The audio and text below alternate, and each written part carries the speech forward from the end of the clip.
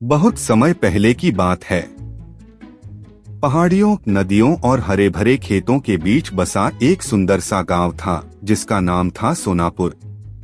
यह गांव बहुत शांत, हरा भरा और खुशहाल था। वहां के लोग मेहनती थे, प्रकृति से बहुत प्रेम करते थे और एक दूसरे की मदद को हमेशा तैयार रहते थे।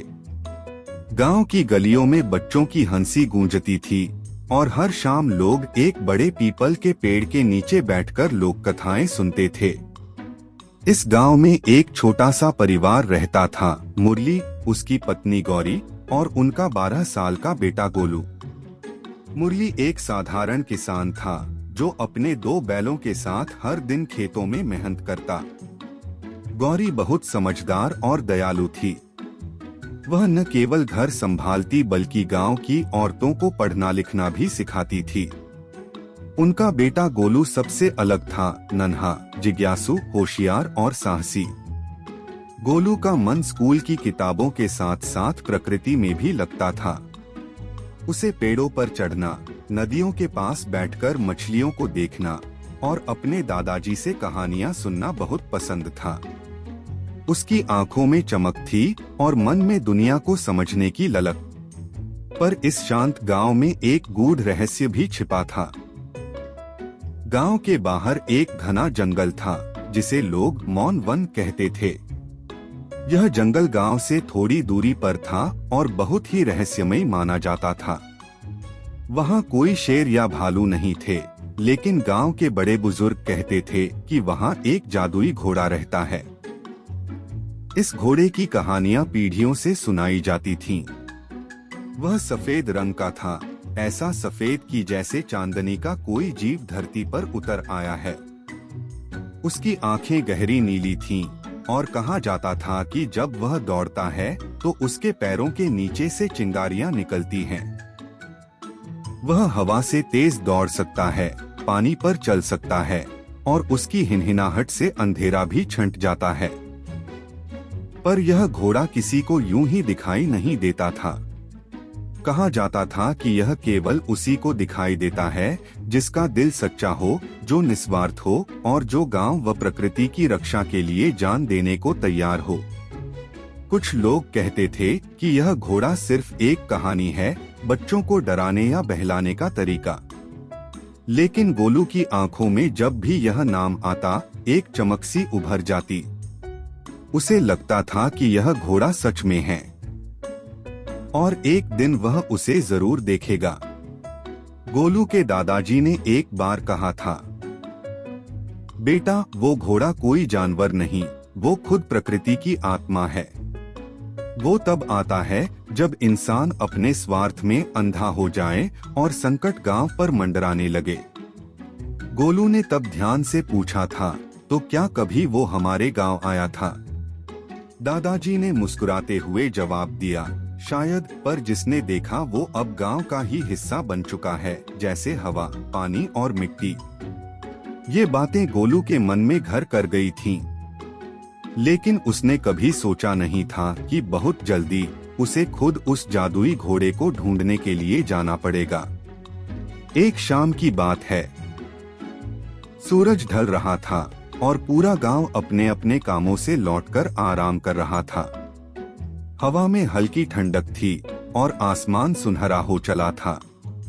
तभी पहाड़ियों की तरफ से एक अजीब सी गड़गड़ाहट सुनाई दी। यह कोई साधारण बादल नहीं था, यह एक अनचाही आंधी थी। गांव के बुजुर्गों ने जब आकाश की ओर देखा तो उनका चेहरा पीला पड़ गया। बादल घने और काले थे, मानो आसमान को किसी ने राख से रंग दिया हो। अचानक हवाएं तेज हो गईं। पेड़ झुकने लगे और मवेशी डरकर इधर उधर भागने लगे। गौरी ने तुरंत अपने बेटे गोलू को घर के अंदर बुलाया। गोलू, तू अंदर आ, बाहर तूफान बढ़ रहा है। गोलू खिड़की से बाहर देख रहा था। माँ, यह कोई सामान्य तूफान नहीं लग रहा।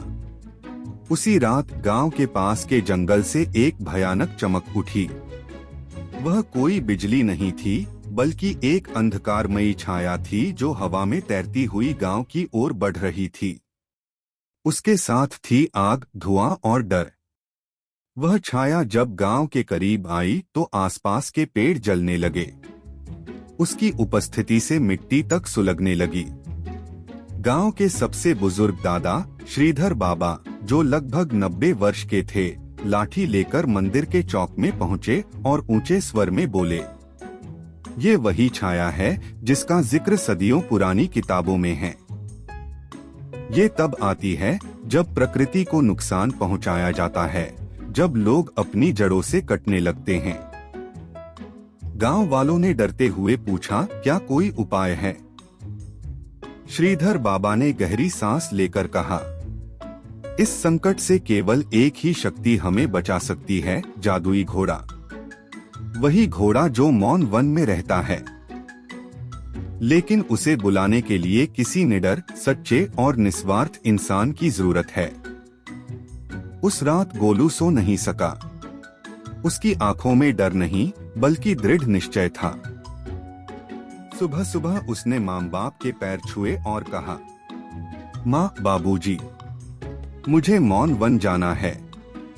मैं जादुई घोड़े को ढूंढूंगा। गौरी डर गई। बेटा, वो रास्ता आसान नहीं है। वहां कोई नहीं जाता। मुरली ने थोड़ी देर चुप रहने के बाद कहा, पर अगर कोई जा सकता है तो वो सिर्फ तू है। जा बेटा, हम तेरे साथ हैं। गौरी ने एक छोटी सी पोटली दी। उसमें कुछ रोटियां, गुड़ और एक लाल रुमाल था जो उसकी दादी ने उसे दिया था। गोलू ने अपने झोले को पीठ पर कसा और बिना समय गवाए गांव की पूर्वी दिशा की ओर चल पड़ा, जहां मौन वन शुरू होता था। रास्ता कांटों भरा था। झाड़ियों में सांप थे, पेड़ों पर अजीब आवाजें थीं और हर मोड़ पर डर छिपा था। लेकिन गोलू का दिल साफ था। वह चल पड़ा। रास्ते में उसे एक घायल हिरण मिला। उसने अपने रुमाल से उसकी टांग बांधी और उसे एक सुरक्षित जगह तक पहुंचाया। आगे जाकर एक बंदर पेड़ से गिर गया। गोलू ने उसे उठाकर पेड़ पर बैठाया। प्रकृति उसकी परीक्षा ले रही थी। अंततः 3 दिनों की कठिन यात्रा के बाद गोलू मौन वन के गहरे केंद्र में पहुंचा। एक शांत झील के किनारे, जहां चांद का प्रतिबिंब भी हिलता नहीं था, वही जादुई घोड़ा खड़ा था। उसका शरीर चांदी जैसा चमक रहा था। उसकी आंखें नीली और गहरी थीं, मानो पूरी कायनात उसमें समा जाए। उसकी सांस से हवा महक रही थी। घोड़े ने गोलू की ओर देखा और अपनी भारी आवाज में कहा, मैं जानता हूँ तुम क्यों आए हो, पर क्या तुम जानवरों, पेड़ों और अपने गांव से सच्चा प्रेम करते हो? क्या तुम इनाम नहीं, सेवा चाहते हो? गोलू ने सिर झुकाकर कहा, मुझे कुछ नहीं चाहिए, बस मेरा गांव बच जाए। जादुई घोड़े की आंखें चमकीं। उसने सिर झुकाया और गोलू को अपनी पीठ पर बैठने का इशारा किया। जैसे ही गोलू सवार हुआ, घोड़ा आकाश में उड़ने लगा। न वह पंख मार रहा था, न दौड़ रहा था, वह मानो प्रकाश की रेखा बन गया था। वे बिजली से तेज गांव की ओर लौटे। नीचे जलते हुए जंगल, हवा में उठती छाया और भागते लोग सब दिखाई दे रहे थे। जैसे ही जादुई घोड़ा गांव की सीमा पर पहुंचा, उसने जोर से हिनहिनाया। उसकी आवाज से आकाश फट गया। बारिश की धारें फूट पड़ी। एक जादुई प्रकाश की दीवार गांव के चारों ओर बन गई। वह काली छाया दीवार से टकराई। उसकी गर्जना से धरती कांपी, लेकिन वह दीवार पार न कर सकी। जादुई घोड़ा फिर एक बार आगे बढ़ा और अपनी टापों से जमीन पर ऐसी ऊर्जा उतारी कि चारों दिशाओं में प्रकाश फैल गया। छाया एक जोरदार चीख के साथ वापस जंगल में चली गई और फिर कभी नहीं लौटी। गांव के लोग खुशी से झूम उठे। गोलू को सबने गले लगाया, लेकिन गोलू ने मुस्कुराते हुए कहा, मैंने कुछ नहीं किया, ये तो घोड़े ने किया है। पर वो आता है केवल जब हम खुद को सच्चा साबित करते हैं। जादुई घोड़ा मुस्कराया, गोलू को हल्के से सिर से छुआ और फिर धीरे धीरे आसमान की ओर उड़ गया और बादलों में विलीन हो गया। उस दिन के बाद गांव के लोग प्रकृति के और करीब आ गए। बच्चों ने पेड़ों को दोस्त माना और बड़े बुजुर्गों ने कहानियों को जीवंत बनाया। गोलू अब गांव का हीरो था, लेकिन उससे भी बढ़कर वह अब प्रकृति का रक्षक था। और जादुई घोड़ा, वह कहीं नहीं गया। वह हर एक दिल में बस गया जो सच्चा, निडर और निस्वार्थ हो।